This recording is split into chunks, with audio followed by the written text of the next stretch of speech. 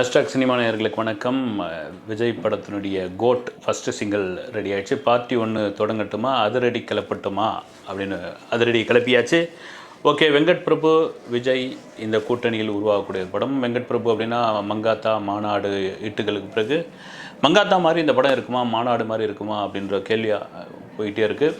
இன்றைக்கி வெங்கட் பிரபு ஒரு most wanted director லிஸ்ட்டில் இருக்கார். ஓகே, இது எல்லாம் தாண்டி கோட் படத்தின் மீது ஒரு பெரிய கிரேட்டஸ்ட் ஆல் டைம் என்ன சொல்ல போகுது இந்த படம் அப்படின்ற ஒரு விஷயம் இருக்குது. இந்த பாட்டுக்கு நம்ம போகிறதுக்கு முன்னாடியே அந்த கதை வந்து எல்லாருக்கும் தெரிஞ்சு ஒரு அப்பா மகன் சம்மந்தப்பட்ட கதை. ஒரு அப்பாவாக மகனாக வந்து விஜயா நடிக்கிறார்.